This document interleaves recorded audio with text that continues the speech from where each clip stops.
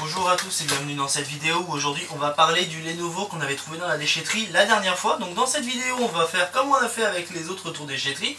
On va autopsier la machine, savoir ce qu'il y a à l'intérieur au niveau de la mémoire, au niveau de la carte graphique que j'ai installée à l'intérieur parce que c'était un petit peu compliqué lors des tests que j'ai fait sur TikTok pour voir pourquoi le truc il fonctionnait pas. Je crois que je n'ai pas fait de retour TikTok avec cette machine là, je crois que j'ai juste testé pour voir Windows 7 et installer une carte graphique vite fait. Mais c'est ce qu'on va voir tout de suite après. Et aussi c'est la dernière fois que vous me voyez dans ce format là. Je vais changer le format des tests retour déchetterie, notamment je vais aller à l'essentiel et arrêter de tourner autour du pot à chaque fois.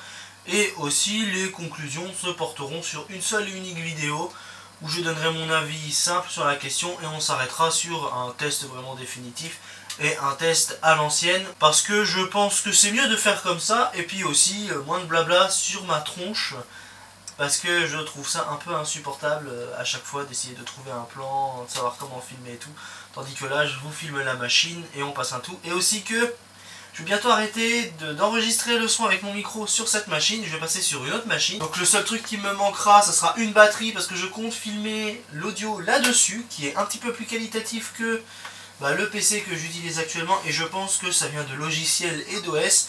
Donc on va passer sur un système Windows 7, mais dans ces cas-là, on verra ça très prochainement dans une vidéo qui sortira sur ma seconde chaîne. Bon, alors à présent, ce que l'on va faire de la vidéo, c'est qu'on va tout simplement autopsier la machine et voir si elle tourne correctement et puis aussi vous expliquer les problèmes que j'ai avec le graphique intégré. Donc alors ce que l'on va faire à présent, on va démonter ce Lenovo, donc c'est un Lenovo ThinkCenter E73, donc c'est un peu une PC professionnelle de toute façon. Alors par contre j'ai dû y serrer comme un demeuré avec ma visseuse, donc je vais faire tout ça. Donc alors du coup, petit conseil, si vous voulez à votre tour démonter des tours machines, évitez d'utiliser une visseuse, ça vous éviterait d'y serrer comme un trou de balle. Donc du coup nous voilà à l'intérieur de la machine, donc nous voyons que nous avons notre ventirad AVC, donc qui veut dire AGA Vital Component, pour ce qui est des petits ventilateurs tout bons. Ensuite au niveau de l'alimentation, nous avons une alimentation de 280 watts, donc c'est une 300, bon on va dire 300 watts pour arrondir. Donc la carte graphique que j'ai ajoutée, c'est une carte graphique qu'on a déjà vue. Donc ce que l'on va faire à présent, on va regarder déjà le disque dur qui est sur le côté parce que dans ces cas-là j'ai cru que j'avais un petit problème au niveau du HDD. Je vais dévisser les 4 vis et on va regarder le disque dur, la RAM et la carte graphique. Donc alors ce qui est pratique chez Lenovo, c'est qu'on peut introduire les disques durs directement et nous avons un disque dur de 500 Go de chez Western Digital. Donc qui est un disque dur qui est très bon, il n'y a pas vraiment de souci là-dessus, mais on regardera ça après au niveau du test sur Windows 7. Et d'ailleurs, je tiens à vous préciser qu'on s'orientera uniquement sur un test Windows 7. Ce que l'on va faire avant tout, on va mettre les vis de côté parce qu'on va faire attention à ne pas les perdre. Au niveau de la mémoire vive, nous sommes sur de la DDR3, tout à fait classique. Mais de la DDR3 qui contient une barrette de 4 Go. Donc à l'intérieur, on peut mettre 2 barrettes de 4 Go. Mais bon, celle-ci, je la mettrai de côté après le test de cette machine. Je vais garder cette machine pour tester des barrettes de RAM chinoises. On va essayer de voir si c'est assez viable d'utiliser de la marque, autre que de la marque quoi.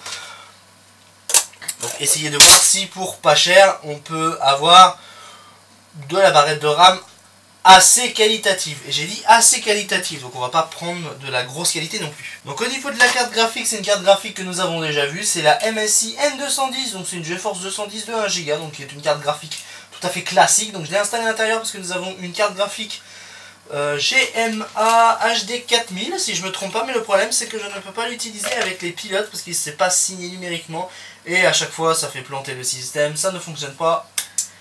Et donc pour le coup je me suis dit je vais pas me faire chier, je vais intégrer une carte graphique à l'intérieur. Et puis de toute façon vu ce que la machine va lui arriver sur le coin de la gueule, c'est pas plus mal. On va regarder le processeur et après nous allons faire un test Windows 7. Donc alors voilà, nous avons une pâte thermique assez asséchée, donc comme on peut le voir ici. Et au niveau du processeur c'est tout à fait pareil. Donc nous avons un processeur qui est tout simplement avec pas mal de pâte thermique séchée. Donc on peut voir que c'est un processeur qui pourrait être compatible sur un HP que nous verrons plus tard. Donc ce que je vais faire, je vais enlever la pâte thermique et on va regarder ça tout de suite. Donc alors ici, donc comme vous pouvez le voir, je vais essayer de rapprocher un peu plus pour que vous puissiez le voir. Donc nous sommes sur un 4150, un i3 qui est largement supérieur à celui-là qui est un 2100. Donc le 2100, je voulais le mettre dans une tour PC que l'on verra dans un retour de nation très prochainement, mais du coup ça va pas dedans, donc je ne sais pas quoi en faire de ce processeur là. Mais du coup nous avons celui-là, donc je pense que je vais inverser le processeur avec celui-là et le HP que nous verrons prochainement, mais il aura aussi une vidéo dédiée. Voilà, donc comme je vous dis, les matériaux comme ça, une fois que c'est trouvé, je vais essayer de torcher pas mal de tests, savoir ce qu'on peut en faire. Donc du coup ce qu'on va faire, on va lui remettre ce processeur, je vais lui remettre sa RAM et son disque dur et on va passer tout de suite au test Windows 7. Donc voilà, l'enregistrement a repris, nous enregistrons sur l'écran. Donc comme vous voyez, nous avons un écran plus grand cette fois-ci, mais c'est pas bien grave. Donc nous allons voir la carte graphique, on peut voir que nous avons bien la GeForce 210 comme vous voyez ici avec nos 1 Go de mémoire vive. On va faire OK. Ensuite si on va dans les propriétés du système, on peut voir que nous avons nos 4 Go avec notre Core i3 4150 qui est juste ici. Donc ce qu'on va faire à présent, on va déjà tester ça dans un premier temps, donc vous faire voir un petit peu ce qui se produit quand on lance le jeu. C'est un jeu assez léger, donc rassurez-vous, on n'est pas là pour voir des pannes, on n'est pas là pour voir des failles, on est surtout là pour voir si la machine fonctionne. N'oubliez pas que vous avez les timecodes si vous voulez passer sur certaines choses, donc notamment si vous voulez passer le test gaming, bah, n'hésitez pas à y aller. Et on se retrouve tout de suite après pour CPU-Z et Crystal Disk Info. Et à noter que la machine, elle a un haut-parleur intégré, donc ce qui sera beaucoup plus simple pour tester la machine avec le son. Donc j'ai quelque chose à constater, j'ai constaté que le jeu est un peu lent, le disque dur est un peu lent, donc je pense qu'on doit avoir un petit problème d'alimentation, ce qui n'est pas bien grave, hein, ça va. Hop, le rendu multicœur, on va l'enlever, la mémoire paginée, on va la laisser comme c'est. Ben voilà, donc c'est déjà tout réglé en moyenne. Alors je vais pas trop à fond parce que c'est une carte graphique qui est un petit peu capricieuse sur cette machine-là. Mais on va tester ça vite fait. On va faire quoi Sanglante moisson pour commencer. Alors par contre là on va faire aléatoire et on va lancer une partie. Alors je disais que c'était pas assez rapide, mais au final, donc comme vous voyez, on est à 30 fps sur la carte graphique. Ce qui fait un peu chier au niveau de la carte. Mais bon, c'est pas trop grave. On pourra pas tenir éternellement tout seul. Mais on a un haut-parleur intégré, c'est bien ça. Sécurisé au nord. Faut juste suivre les rails. Ok, ça marche. Par contre, le haut-parleur, il est assez qualitatif, hein. Il n'y a rien à dire là-dessus. Allez hop, c'est parti, on est parti.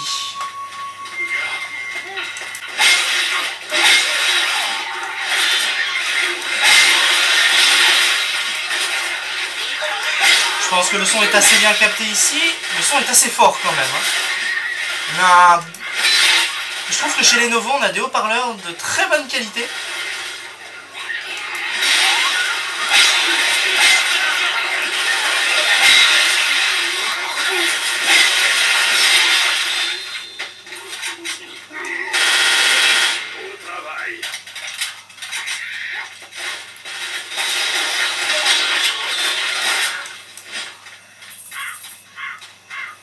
Allez, on avance, on avance, on avance.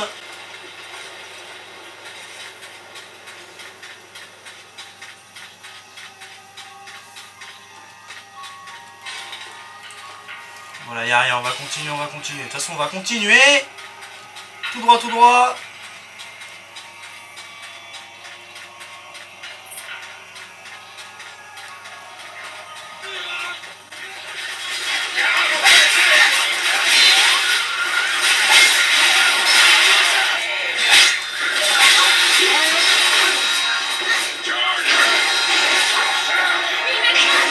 Voilà, merde. Et hop là.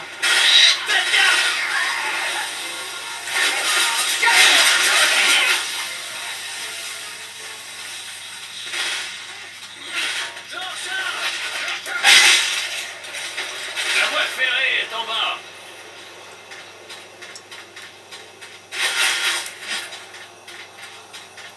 On arrive, on arrive, on arrive. Ça avance, tranquillou, vous avez vu? Bon, ça va par des chutes de 30 FPS et quand ça passe de 30 à 60 FPS, c'est un peu grave, mais bon, c'est la G210. Enfin, la G210. C'est la GeForce 210, parce que la G210 et la 210, c'est pas les mêmes composants graphiques. Fermez cette porte. Putain, on assure. Donc voilà, hop, on va quitter. Et à présent, on va installer CPU-Z et Crystal Disk. Donc on va déjà commencer par CPU-Z. Oui. On va le laisser charger. Donc comme on peut voir, on a notre Core i3 qui est juste ici, qui est un 4050, comme on avait vu. Donc c'est un 22 nanomètres, un socket 1150, je disais 1155 mais c'est un 1150. Pour le coup, nous avons 2 corps et 4 threads. Donc les 4 threads, c'est les 4 processeurs logiques. Hop, on va fermer. Crystal Disk Info pour voir si notre disque dur il est bon.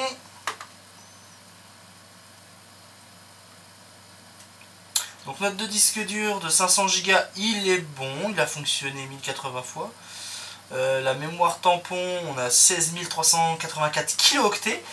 On a 11 063 d'heures, donc ce qui fait l'équivalent de 1 an et 95 jours, donc à peine 1 an et demi. Donc ça va pour un disque dur qui a très peu fonctionné. C'est un disque dur qui a très peu fonctionné pour le coup. Et donc c'est déjà positif. À présent, on va regarder le chipset graphique avec Tech Power Up GPU-Z.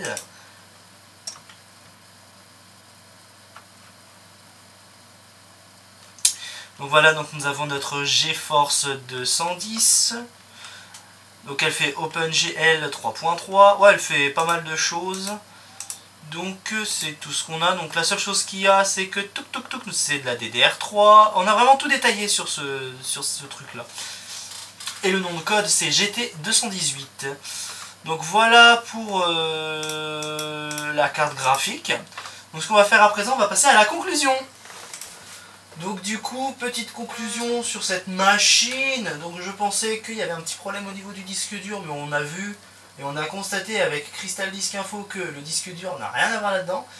Et je pense que nous avons un gros problème au niveau de cette machine. Et bah, je dis gros problème, mais ça se trouve c'est peut-être plus un petit problème qu'un gros problème. Le petit problème étant que peut-être qu'il y a des problèmes qui relient la mémoire RAM et la sauvegarde du disque dur, ou que le disque dur est un petit peu trop lent, ou il tourne un peu moins vite. On est sur des secteurs qui est un peu difficile à atteindre pour le coup, mais bon, ça c'est peut-être un problème matériel où le disque présente un petit défaut que Crystal Disk Info ne voit pas.